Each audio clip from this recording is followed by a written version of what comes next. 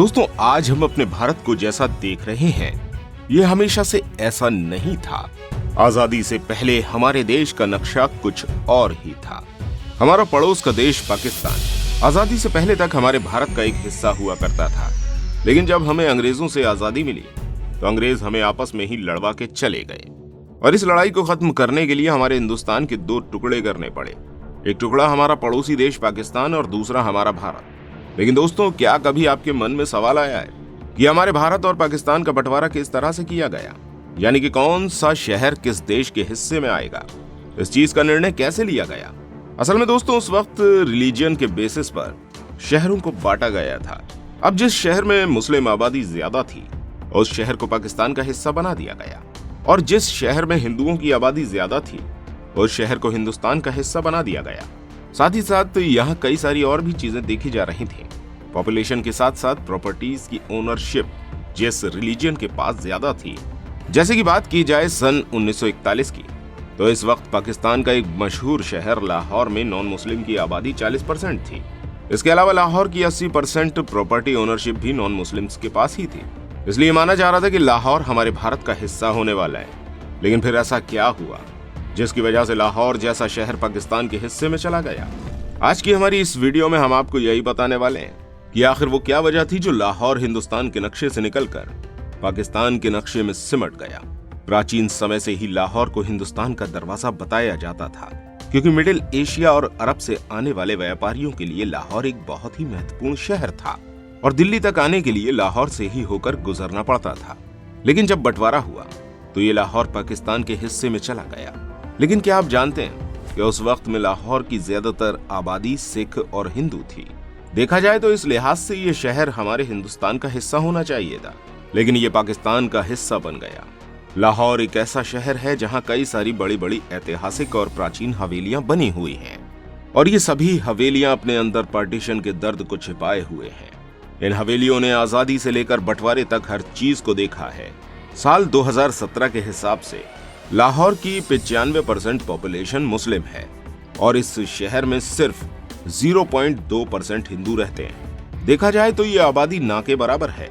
दोस्तों, लाहौर एक ऐसा शहर है जिसे पाकिस्तान का दिल भी कहा जाता है, क्योंकि पाकिस्तान की रेवेन्यू का 11.5% हिस्सा सिर्फ लाहौर से ही आता है। और सिर्फ यही नहीं, बल्कि ये शहर प्रोविंशियल इकोनॉमी में भी 19% योगदान देता है। आज के समय में लाहौर पाकिस्तान के लिए बहुत ज्यादा जरूरी है और पाकिस्तान का एक बहुत जरूरी हिस्सा भी है। लेकिन जिस वक्त हिंदुस्तान और पाकिस्तान का बंटवारा हो रहा था, तब ये शहर पाकिस्तान का नहीं बल्कि हमारे हिंदुस्तान का हिस्सा बनने वाला था। और ये बात सिर्फ हम हिंदुस्तानी नहीं बल्कि पाकिस्तान में रहने वाले कई सारे लोग भी इस बात को मानते हैं।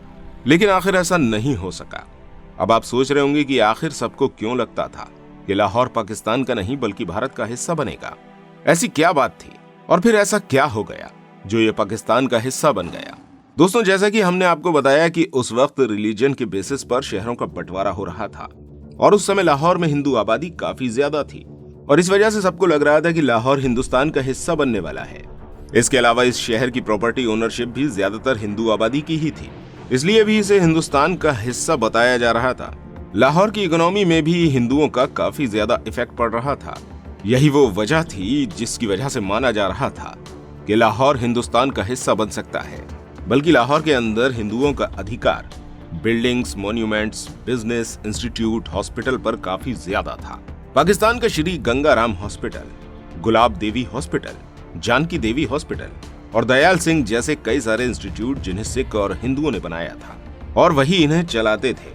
और सिर्फ यही नहीं, बल्कि लाहौर महाराणा रणजीत सिंह की रियासत की राजधानी भी थी। इसके अलावा यहाँ आर्य समाज मंदिर, महादेव मंदिर, शीतला माता मंदिर, भैरव मंदिर, श्री कृष्ण मंदिर, दूध वाली माता का मंदिर, महाराजा रणजीत सिंह की समाधि, डेरा साहिब का गुरुद्वारा, श्री रामदास जी का गुरुद्वारा, दिगंबर जैन मंदिर, जैन श्वेतांबर मंदिर लाहौर के कुछ मशहूर धार्मिक स्थल हैं।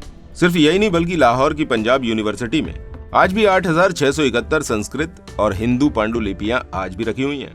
दोस्तों, इस वक्त लाहौर के जितने भी बड़े बड़े व्यापारी थे वो ज्यादातर सभी हिंदू थे।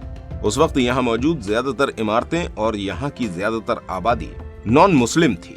तो फिर किस बेस पर लाहौर को पाकिस्तान का हिस्सा बनाया गया?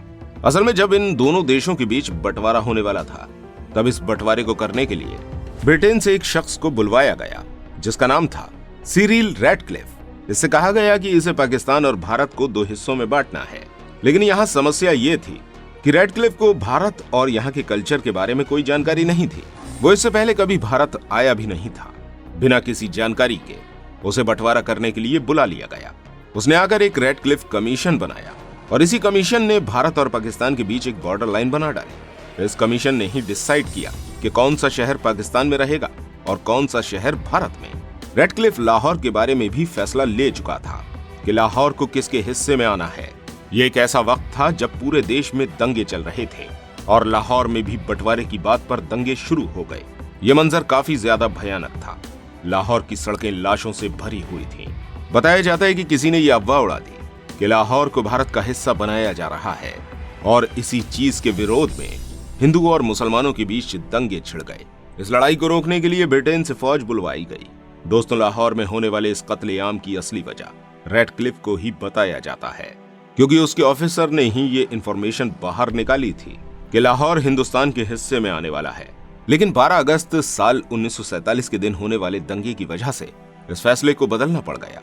असल में रैडक्लिफ के एसोसिएट का ही एक मेंबर इस बात से काफी ज्यादा नाराज था कि पाकिस्तान को एक भी बड़ा शहर नहीं दिया जा रहा है, और जब लाहौर भी पाकिस्तान के हिस्से में नहीं आ रहा था तब इसी मेंबर ने इन्फॉर्मेशन एक बड़े मुस्लिम नेता लियाकत अली खान को दे दी थी। इस वक्त लाहौर की गिनती बड़े बड़े शहरों में हुआ करती थी। वैसे तो लाहौर हिंदुस्तान का हिस्सा बनने वाला था, लेकिन पाकिस्तान को कोई बड़ा शहर न मिलने की वजह से रैडक्लिफ ने लाहौर को पाकिस्तान का हिस्सा बना दिया। उस वक्त रैडक्लिफ ने जो बॉर्डर बनाया था उसके अकॉर्डिंग पंजाब के 2 शहर फिरोजपुर और गुरदासपुर भी पाकिस्तान के हिस्से में जा चुके थे, लेकिन फिर इन शहरों को भारत को वापस दिया गया। लेकिन इस फैसले के बाद इन दोनों शहरों में भी काफी ज्यादा मारपीट शुरू हो गई थी। और सिर्फ यही नहीं, बल्कि भारत और पाकिस्तान के दोनों बड़े लीडर्स फौज का भी बंटवारा करना चाह रहे थे। फील्ड मार्शल सर क्लाउड अचिलेक भी रैडक्लिफ के पास आया ताकि पॉपुलेशन के अकॉर्डिंग फौज का भी बंटवारा किया जाए। इस बंटवारे में एयरफोर्स के 10 स्क्वाड का भी बंटवारा किया गया, जिसमें से 8 हिंदुस्तान और 2 पाकिस्तान के हिस्से में आए। साथ ही साथ नेवी के 2 यूनिट्स भारत को और 1 पाकिस्तान को दिया गया। इसके साथ ये भी तय किया गया कि साल 1948 तक दोनों ही देश की सेना के सुप्रीम कमांडर फील्ड मार्शल अचिलेक ही रहने वाला है, ताकि ये दोनों ही सेनाएं आउट ऑफ कंट्रोल ना हो। दोस्तों, इन सब चीजों को अगर देखा जाए तो रैडक्लिफ की गलतियों का खामियाजा लाहौर की जनता को भुगतना पड़ा। शायद रैडक्लिफ ने ये गलतियां ना की होती तो आज लाहौर हमारे भारत का हिस्सा होता। दोस्तों, इस वीडियो के लिए तो इतना ही, लेकिन हमने अपने इस चैनल पर हिस्ट्री से रिलेटेड बहुत सी वीडियोस डाली हैं। आपसे रिक्वेस्ट है कि आप एक बार हमारे चैनल पर विजिट जरूर कीजिए।